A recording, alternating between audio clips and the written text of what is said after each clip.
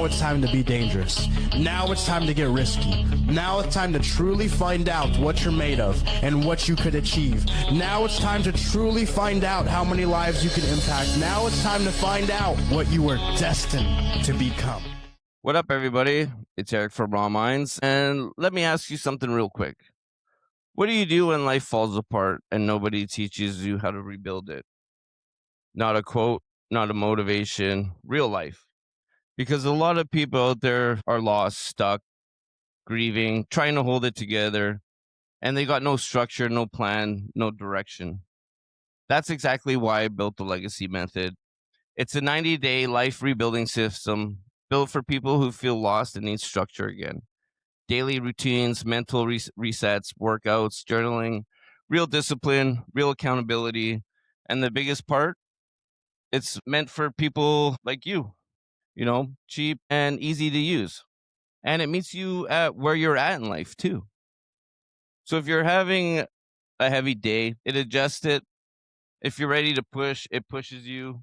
No fluff, no fake motivation, just real systems to get your life back under control. And to be honest, sometimes it will make you uncomfortable and keep you accountable. So, it's just like a real coach. And today's episode connects directly to that because we're talking about something that can break people completely if they don't know how to handle it. And that's grief. Not the vision people talk about on the surface, the real vision. The one that hits you at night, the one that changes you, who you are, the one that makes you question everything. Today, I'm sitting down with Krista. Today, I'm sitting down with Krista. She's been in the grief space for years, not talking about it from the outside, living it, working it, helping people rebuild when they feel completely broken. She runs the GLAAD community, and it works with people who are trying to survive loss, rebuild their identity, and find the reason to keep going. This is not a light conversation. This is real. So if you've ever lost someone, if you ever felt stuck in your own head, if you ever had to try to act like you're okay, but when you're really not, stay with this one. And if this episode hits you, do me a favor and do your thing. Share it because someone out there needs this, and it could change their life. So let's get into it. I'm really sorry. I didn't mean to botch your name for a second. I don't know why, so I apologize. I appreciate it. No, thank you, Eric. Thank you I for do having want to me say here. I appreciate it. you're very welcome, and I'm excited. I do want to say though, when I start off, can you please just plug so people know where to reach out to you first? To reach out at the website at www.glaadcommunity.com. And a little bit about GLAAD, if you can just tell us too. Sorry. Yeah, so GLAAD it's a nonprofit, and it's the first national online bereavement program with a 24/7 hotline number. And I tell people it consists of 3 parts, actually. So the first part is the hotline number. GLAAD will officially launch June 17th is the official launch date. So the hotline, 24/7 hotline will be up. And then we also have online live grief coaches classes. So right now we have about 40 classes a week online that different categories. If you lost a child, you lost a spouse, some of you have had recent loss, just different modalities to help you through grief. And then the third part is we help 50 families a year with $8,000 just at the end of life to help their dreams come true. It helps grief to just help with any costs at the end of life as well. So those are the 3 parts, and GLAAD will officially launch June 17th. That's amazing. I want to point out too, is like, I don't know a lot of people know this that's have even been close, but dying is fucking expensive. It really is. It really is. Like, we have to pay to get born, and you got to pay your whole life, and then you pay to die. You do. It really is. You do. I believe, though, when you said that, I'm going to tell you what popped in my mind. It's expensive to die. Do you know what makes it cheaper, though, when you have people by your side? And I've seen that, right? Being a hospice nurse, and I didn't choose this at 16. It chose me actually at 13 because my mom started taking me to the hospitals when I was 13. And I think that when people are alone, it costs more, right? When people are alone. So I think when people come together and people have support when they're dying, it actually is a lot cheaper because people feel at ease, their anxiety, because we're all scared to die. It's, we live in a grief avoidant world. We live in a death avoidant world. Nobody wants to talk about death, talk about grief. We just push it under the rug, but just like birth, we get excited. Death is beautiful too when we make it Mhm. because we're celebrating a life and people forget that. So we feel like once the body is not here, we stop talking about the person. And that's not how it goes because we love this person. So we want to honor them for the rest of the time that we're alive, right? And Mhm. live keep their legacy alive. So that's what made me think about it. We went off track. No, no, no, it's all good. I do want to say too, you got a book coming, right? You want to talk about that at all? You I want to show do. that? I Yeah, do. I have a yeah. book. I've been writing this book. I tell people between 10 to 15 years. I'm going to hold it up. It's 8 lessons. Has some editing too, but I'm getting the final copy any day. And April 14th, it's coming out. So it's 8 lessons the dying has taught me. And grief doesn't mean letting go. It means finding new ways of staying connected. And I say that because, when I say this to people, I've helped thousands of people die. And I say to them, people don't really die. And that's from all the thousands of people that I helped die in the families. You guys taught me. And it doesn't matter what you believe in, what race, what religion. If you're purple, you pick, you told me. So I say to people, we pray to gods, we pray to all these different people we can't see. And if you believe that your loved one is completely gone, that's what makes grieving harder too. Because if we feel Mhm. like death is the end and they're not here, and this is, the only reason that I could be in this position is because of the death of my stepdad, right? So at 16, from the beginning, I tell people at 13, my mom took me to the hospital and I was a candy striper. And I took care of Lucy for probably about 8 months, and this was going back, I want to say I was 13, so 1993. We're going back a long time. And Lucy was in the hospital for about 8 months because she had no family. And back then, you can stay in the hospital that long. Healthcare now, Mhm. I tell people you could leave with your liver on your head and they're like, you're Mhm. okay. We've come a long way. But Lucy was in the hospital for 8 months and I would always sit with her, because I was there for 8 hours on weekends. And one day I came in, Lucy was gone. The nurse was like, and I was like, where'd Lucy go? And she was like, Krista, she died. People just die. I went to my mother on my mother's floor and I'm like, Ma, Lucy died. Lucy died. She's like, Krista, get over it. She's like, people died. If you're going to be a nurse. So I said, all right, I get over it. So fast forward, but you don't Hold really on, is get that your over it. first interaction with was that your big first interaction? That was my first, but I didn't see her physically die. I just felt the presence was gone. And she was in room 306. And after she died the next couple of days to weeks, I would see 306 on the clock. I would see 306 all the time. And I was like, I was 13 at that time. And I was like, this is weird. I was always a weird kid. Yeah. And, at night I was scared. I never saw, dead people or anything like that, but I just always felt things. And, I saw 306 all over the clock times. So fast forward till I was about 16 years old and I was in school to be a certified nursing assistant. And I was in New York. I was born and raised in New York.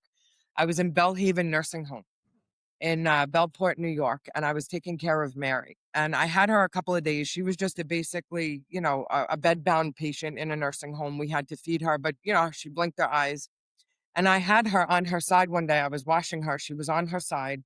My teacher came in and was like, Krista, Mary's dead. And I'm like, Mary's dead. Oh, like I really at 16, I really was freaked out. Right. So we did all of that at 16. I go home and I tell my mom, I'm good on this. Like, I can't handle this. And she's like, Krista, people die. Get over it. And that's what I kept hearing. Get over it. So at 16, 16 to the age of 19, I'd helped 3 of my grandparents on hospice care. They all had cancer. They passed away on hospice. I was there for their last breath, saw the whole morphine. At 16 years old, I saw this, as well. So I did it from 5 all the way up to 18 years old. So I totally know I watched every single one of my family members pass away.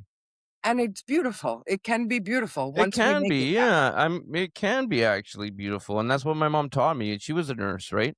And she taught me about death, and she taught me that we're all gonna die someday, and it's it's the truth. It really is the Yeah. truth. And if you don't think so, I mean, Yeah. ask your great relatives then. You know what I mean? Yeah. We all gonna die. I'm We're sorry. all gonna die. You I know? always say I never made it. I never seen anybody make it out alive. But we have Yeah. systems. We have systems for death. We don't have systems for grief. And Hmm. that's what's being created here too.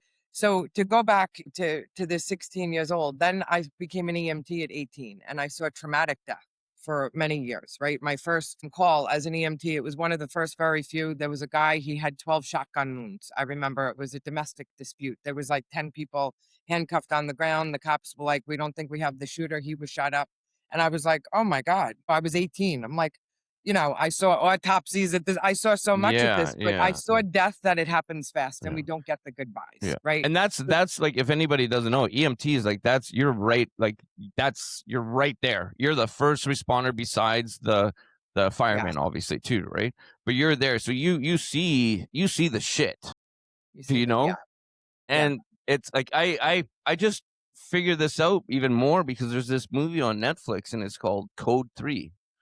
And it was a great movie, actually. And it's about like an ambulance driver, like an EMT.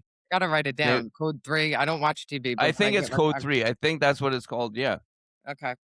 I don't know if this is true, but they said you never let the patient die, or you can't declare death in the ambulance. You got to wait till they get to either the hospital or before, because it's a huge health code thing or whatever, I guess, in there.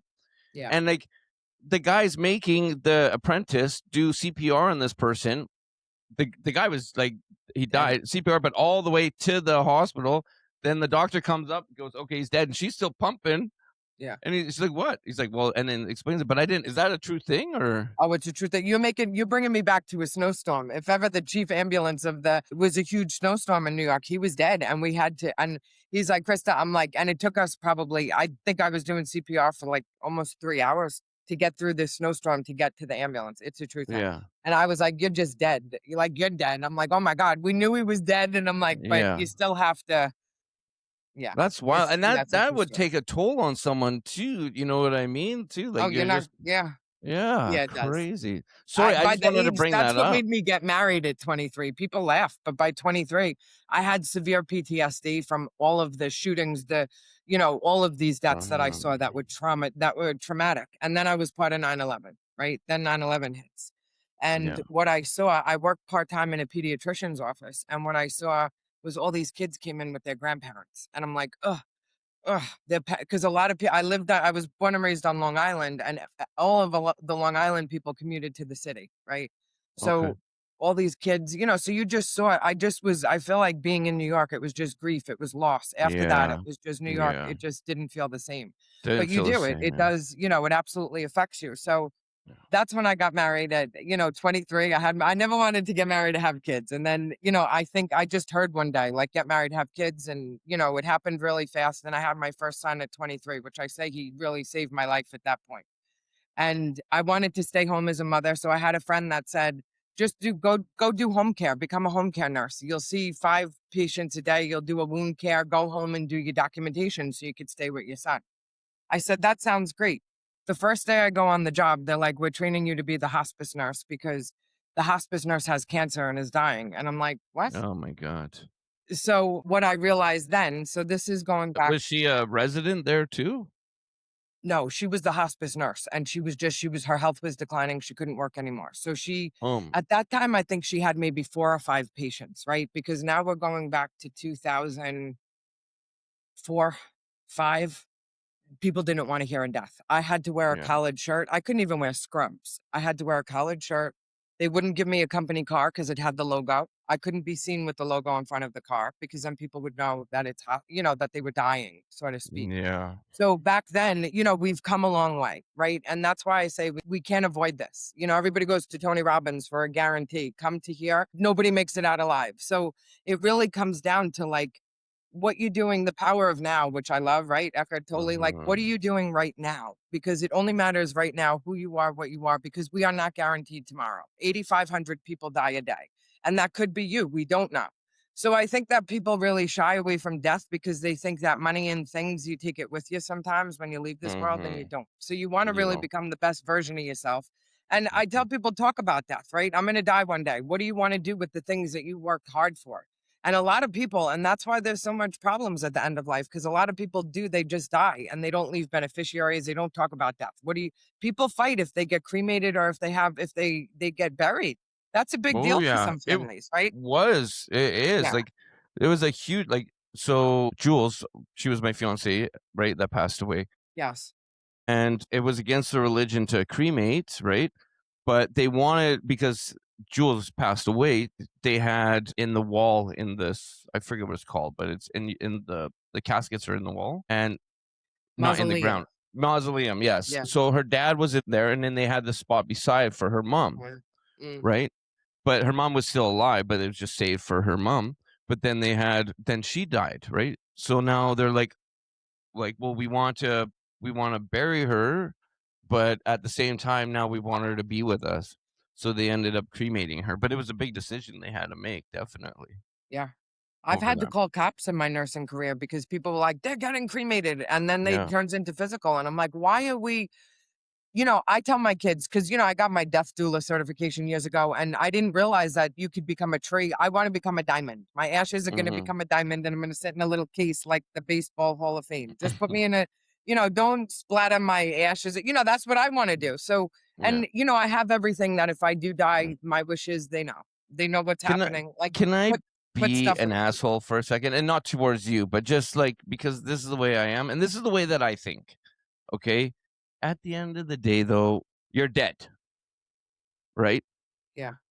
Does it matter really? You know, like the person's dead. Do you think that you fighting over them, you know what I mean? Like, is Yeah. that really the fucking answer? You know what I mean? They're dead. They're not gonna wake up and be like, "Hey, man, what the fuck? Why did you bury me? I wanted to be cremated." You know, I hate to say that, but I mean, I'm just being real. At the end of the Yeah. day, I see black and white, and I'm being real. You know, and But that's how I this look at ties it. into the grief process, right? Because if somebody does know that somebody's dying on hospice, right? They're on hospice Hmm. for however long they're dying. This ties into Yeah. the grief thing. Because if people don't talk about it, and if you don't, when somebody's dying and they lose somebody, they're angry.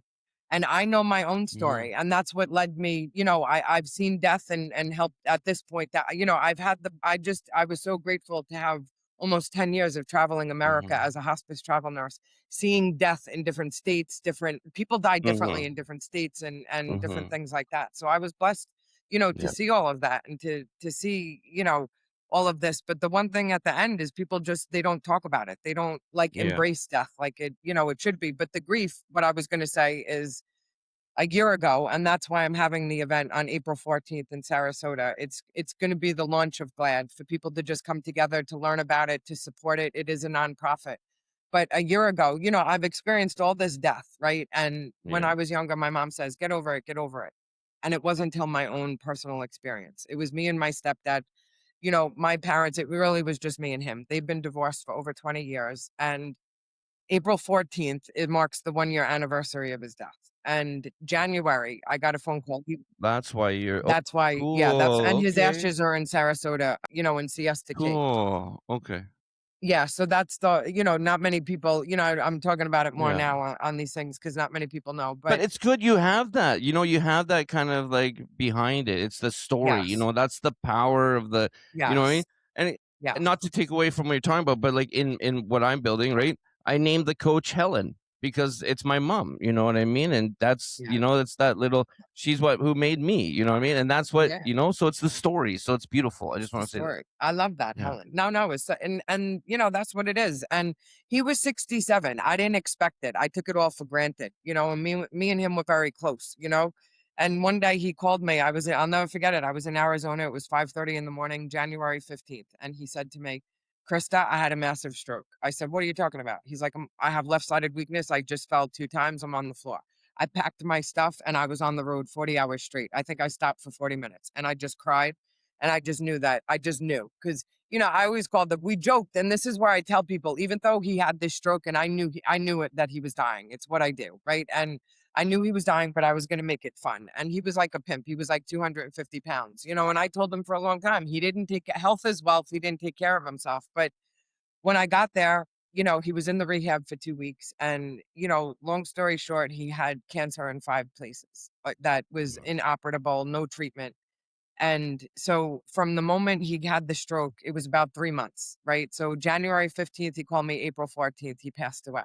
But in that time, his heart and soul. Like I always tell people, I'm like, just fill people's heart and soul when they're dying. They go, Krista, what do I do? What do I do? And I'm like, fill their heart and soul. They were a person. I don't care if they weren't, Mhm. because not everybody liked him. I loved him to death, but not Mhm. everybody liked him because he was angry, right? They got divorced 20 years ago. And he stayed a little angry. So he wasn't always nice to the women and things, but he was funny. So, we had this time that we were able to laugh, right? And we were able to laugh. We would share memories at that time. Maybe 7 days before he died, he always wanted to go to St. Augustine. We took him to St. Augustine. And was it hard? Yes. We took him with oxygen in the back of the bed with blow up beds, but with the help of my sons, I'm grateful we were able to have that time. Yeah. People create the relationship if you have that time while they're alive, right? And he was a funny guy. I said to him, when you die, how am I going to know it's you? How are you going to come back to me?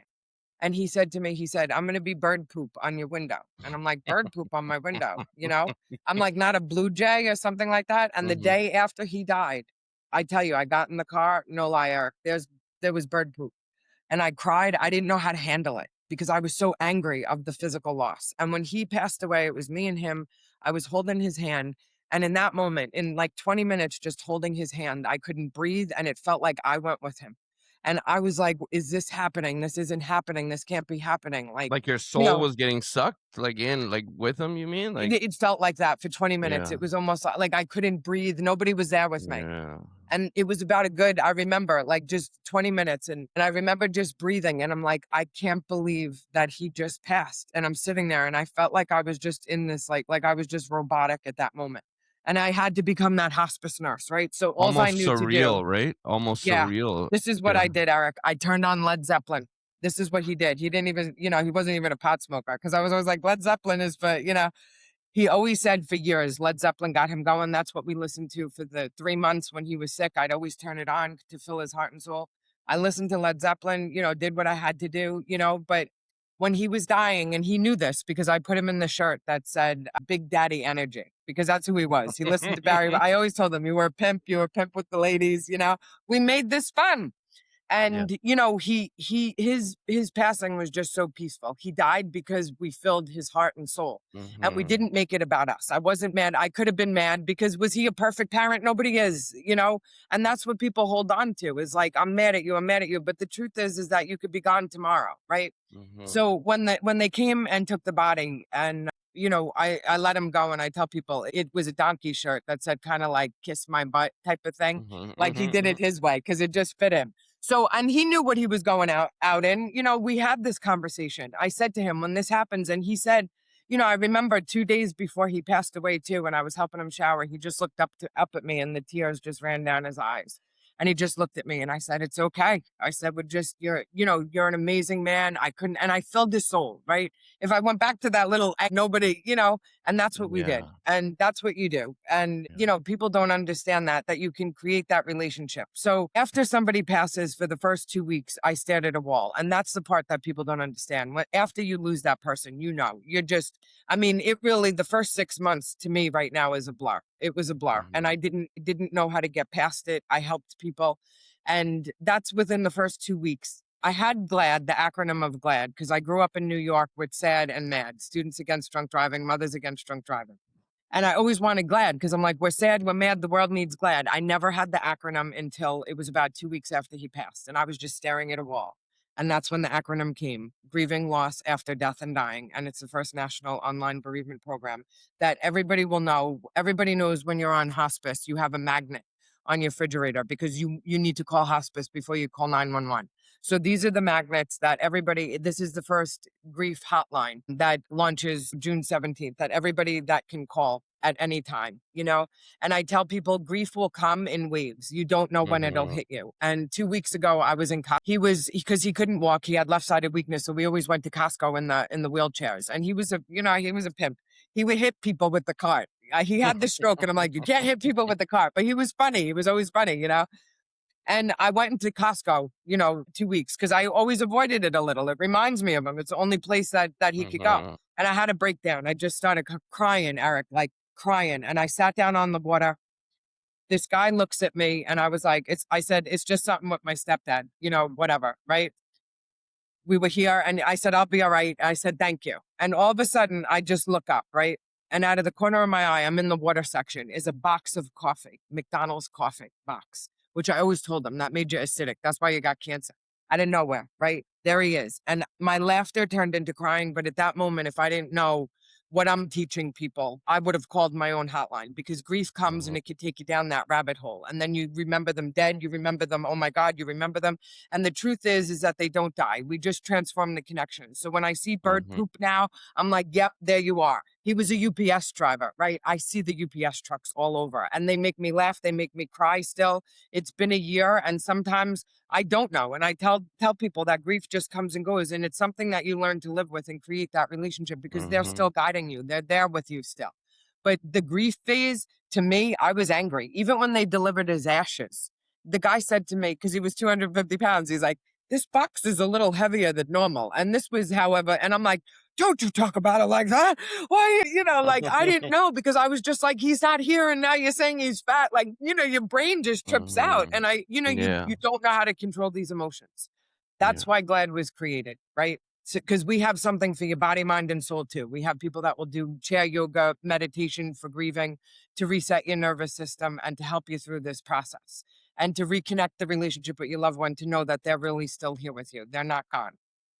And it's an amazing program that you've developed, and it's going to be active the 14th. You said, June 17th. Oh, 17th. Sorry. Yeah. 14th is when you're the website. You said, right? That other one. April 14th. And your book. April 14th is a live event in Sarasota for the official launch of GLAAD, and then and my book will be launched that time. As well. People can buy it. That's exciting. So can you explain like kind of like the background of GLAAD, as in like how, if someone calls, kind of like what kind of they would, so it's so they know what they yeah. So if they call, we have certified grief coaches that are all taking on call, right? Certified professionals that can help you through that moment. If you're in Costco and you're crying, you call and somebody's going to say, take a deep breath. Like, let's take a deep breath, right? That McDonald's coffee took me there, because it was almost like him saying, Krista, because the tears, it was almost like I just lost him again. And I'm like, oh my God, So, I mean, as you know, you wouldn't be doing this if the grief wasn't so bad. Like it comes to a point, like, you don't know. You just, for a long time, you just like, take me with you. Why am I here? And you have to learn how to function without them. And there's no community. There's no support. So after the funeral, where do you go? You go to your local hospice and try to get somewhere. And that was my thing. They called me. They didn't call me back. They sent something in the mail, go to a grief thing, go to here. I couldn't even leave my house. You know what I'm saying? I couldn't even, half the time I was just staring for a long time. Trying to process everything. Yeah, exactly. Trying to process everything. And we have, what I'm really excited about is for the men, Eric, because you know that men don't grieve. Like women, we're a little bit more emotional and talk about it. And what I'm excited is we have 3 male grief coaches that have powerful like stories that, that are helping people, right? That we're all taking our pain and turning it into purpose, because the only thing in this world that's guaranteed is death and your taxes. Maybe sometimes your taxes, but definitely death. So you're going to die. How do you want to leave this world? Do you want to leave this world that people know that you're a Costco member, or that you're a good person, right? I tell people that. Yeah. You're an Amazon Costco member. Do you want to be like, oh, you wrote a book, or, this person really changed my life. This loss affected me in such a way. And that's why we have to get back. And that's why some people aren't always remembered, because they're not nice people. And that I get too.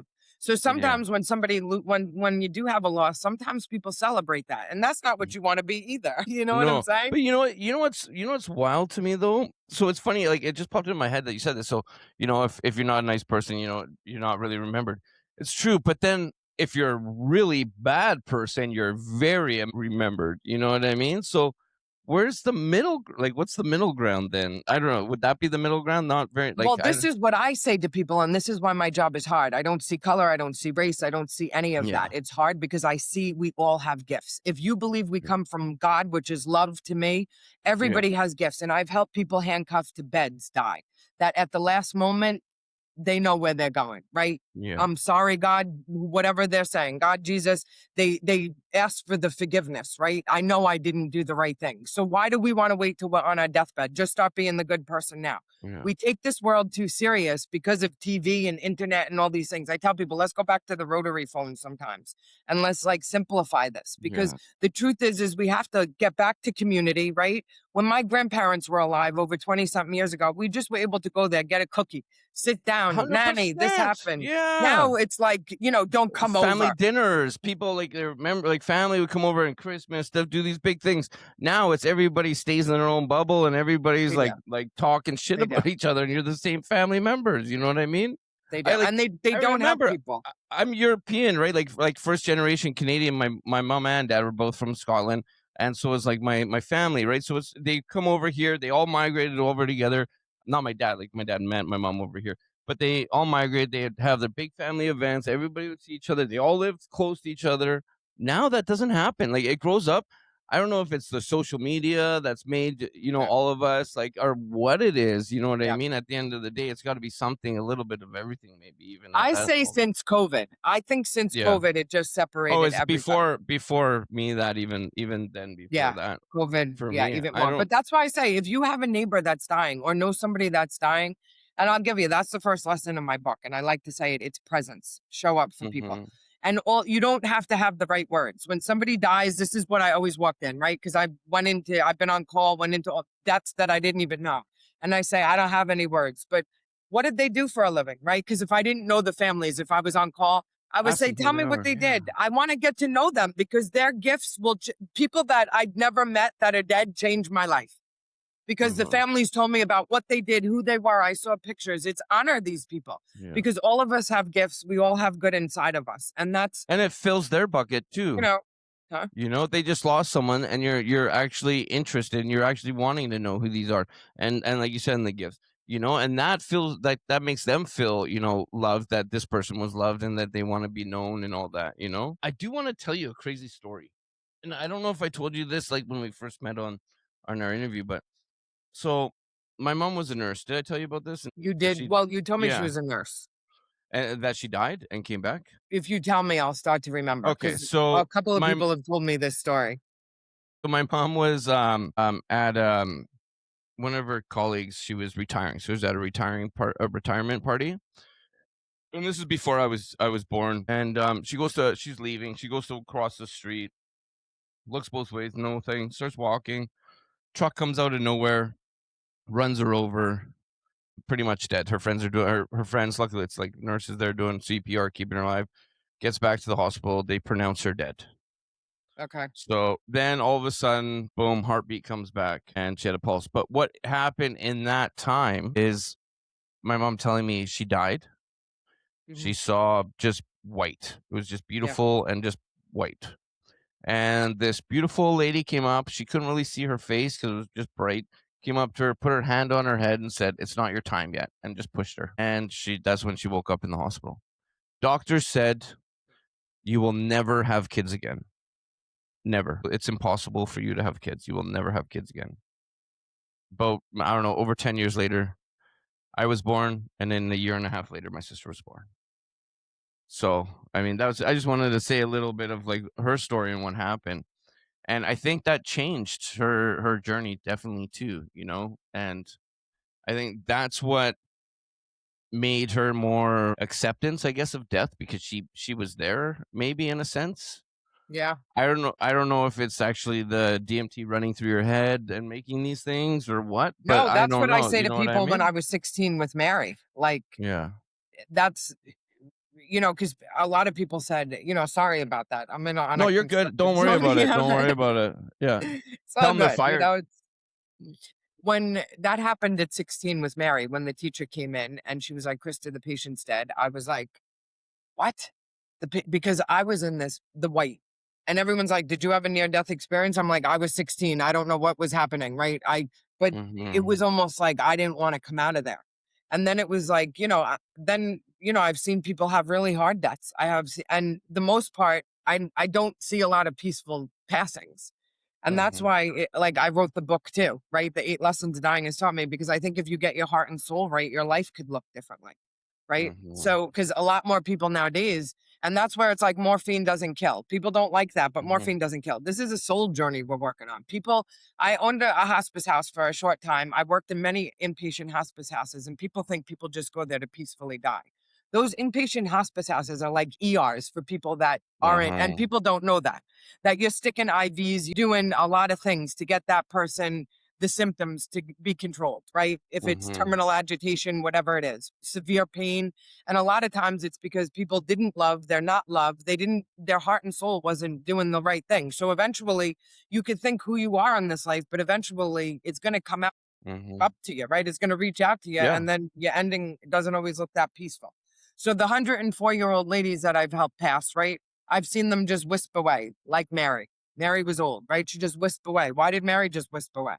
She was a good person. She wasn't, But then these people that just their lives look different, like this life isn't that serious, right? 8,500 people die a day, and we're just coming and going sometimes, right? We're just souls having a human experience. And that's sometimes hard for people to fathom because they think we have one life, one body, and that's it.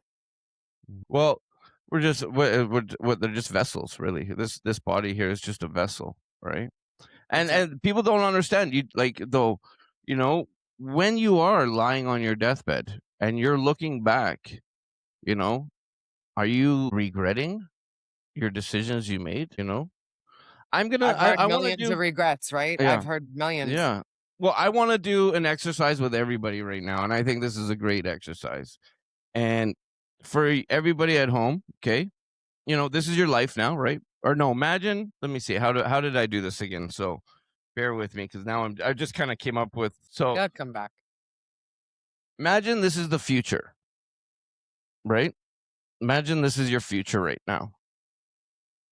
Okay. Oh, sorry. Close your eyes. Okay. Close your eyes, and now imagine this is your future. You're living in your future right now, right? Or no, and sorry, you're living your future right now, and it's not what it wants to be, right? It's not. You're not happy. You haven't got your goals.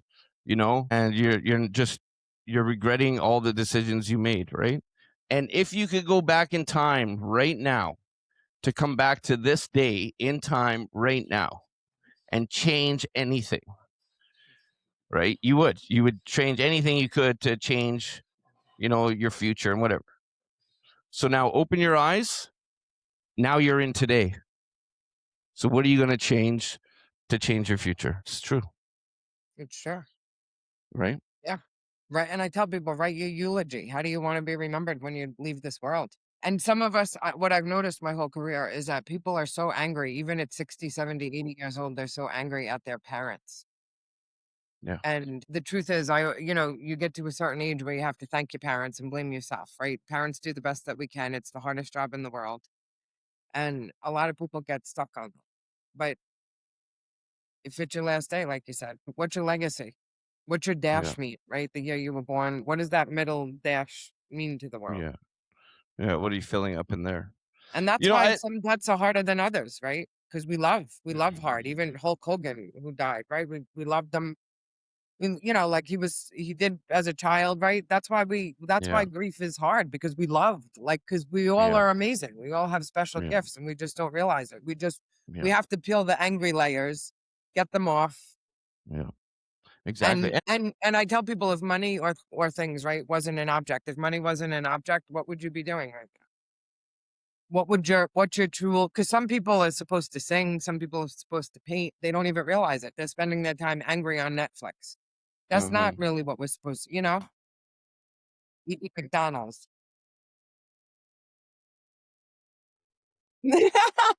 Hey, I like the coffee. Okay, the coffee's really Oh, good. you're my You know. stepdad. Do you just see my stepdad? The Mhm. McDonald's coffee, and I always Mhm. told them that's But it hilarious. is like it is. But this is what I So tell you. McDonald's sponsor, okay? Because I'm saying your name No in here too. way. Do you see? Mhm. This is how Yep. there's no people don't die. They're here. I didn't know you had McDonald's coffee, right? I told you Yeah. the McDonald's because he loved McDonald's coffee. He would get the big box in Costco Yeah. because he said the same thing.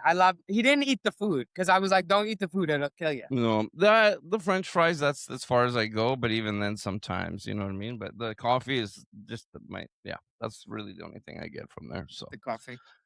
But I do want to explain to you a little bit of grief, of how the emotions go through grief. And I Emotion. like to show, like, my analogy. I've said it a couple times on the podcast, and I Okay, think, wait. I'm gonna just shut this 1 second. 'Cause I yeah, feel you're good. So with my analogy, imagine you know you're in the water, shipwreck, everything is everywhere. You're in the water and you're holding on to this, like, piece of wood, right? And it's keeping you afloat barely. And these waves are just crashing every second, huge waves, right? The ship represents, your loss, your grief. It could be from a job, a person, a relationship, anything like that, right? Grief is structured all around, right? yeah, And so these waves are hitting you and they're crashing and they're just, splashing, and it's nonstop, just pounding for maybe a good couple days. And then those couple days go by, and now these waves are coming maybe every 2 minutes or every 5 minutes, and you're getting hit by these waves, and you're just floating and you're holding on, and you're scared because you're in the middle of the ocean. You don't know where you're going, you got no one's around you to help you. And, like, you can see the islands and stuff, but you're just stuck there, yeah, and then a couple more days go by, and now waves are coming maybe every hour to every 2 hours to maybe even every day. And what those waves represent is the waves of grief. So when you're in it, when the ship crashes right away, and this big storm hits, and made the ship crash, those waves are those grief, the waves of grief that come. And they'll come every size, small waves, big waves, doesn't matter, and all different shapes and sizes of those waves will come in and they'll hit you. But eventually, those waves then will be, every week you'll get a wave come in, and it could be a big one, could be a small one. And then all of a sudden a year comes by, and sometimes a wave may not come, sometimes it was, or you'll get a smell, and it'll click. So those waves, that's how grief really works. yeah. But then that storm can happen again, and that can rock your tooth pretty well there again. But that's why you got to do the exercises, you got to reach out, you got to talk, you got to do the tools or And that's why whatever need GLAAD be. was created. I was 24/7 I hotline. was just gonna get into a little plug for you too, and that's why I was gonna say. So yes, exactly. That's why GLAAD is, you know, and I mean, like, it can hit you anytime. I mean, Jules passed away almost 3 years ago now, and sometimes I get, like, little, glimpses and stuff, but then it turns into smiles. Eventually it turns into, like, I'll have a sad memory, but then it turns into a good memory, and that's how it eventually over time is. Those frowns are gonna start turning into, good memories Yeah, and smiles. absolutely. And do things to honor them. If it's weekly, monthly, yearly, their birthdays, holidays, act as if, and sometimes I feel crazy. Like I still talk to him. Like I hear him and I'm like, did he Mhm. just respond? I heard this, right? And sometimes it is them, right? And if you just Mhm. cry out of nowhere, they're with you. People are like, oh, I just cried. Sometimes it's like a reminder, like they're telling you I'm here, right? Mhm. Like my breakdown in Costco, because I think I was going, going, going, going. And they're like, because sometimes life is hard after somebody passes. It's not easy at all. No. And when they come in like that and you cry, you're just like, oh, look, there you are. It's a Yeah. reminder they're with you, and reminder that you're loved, but you're still here and you have to move on. And like I said, that's why GLAAD was created. And we have so Mhm. many different groups. We even have a grief coach that, she lost a son through suicide. We have a grief coach that lost a son at 13 to cancer. A woman that lost her mother a month before she had her daughter. So motherless Mhm. mothers. There's all type of griefs that we have, that it's just to help people get through it. And sometimes it's just to say, you know what? Just what's right now, right? Feel what you feel right now. Because sometimes you think about the past, you think about the future, just be in the now. And that's what I tell people. Take a deep breath. It's okay. You're going to be Mhm. okay. And we want to reach for the good feeling emotions, whatever that is, right? Go for a walk. Just change your physiology. Get out of that space that you're in, because there are miracles and there are amazing things that do happen after loss. And people don't understand that part too. I have thousands of those stories, right? Because when people really do put Mhm. themselves out there and step into that grief space, it's hard to be in that space when somebody's dying. But the people that do, Us. Look. look, Yeah. we've done this right here. You know what I Yeah. mean? So But you this is know it. there's So a I'm trying to reward in figure the out which way end. to point. I know, but you know there's a reward in the end, and people don't Mhm. understand that, right? Because we're all gonna die.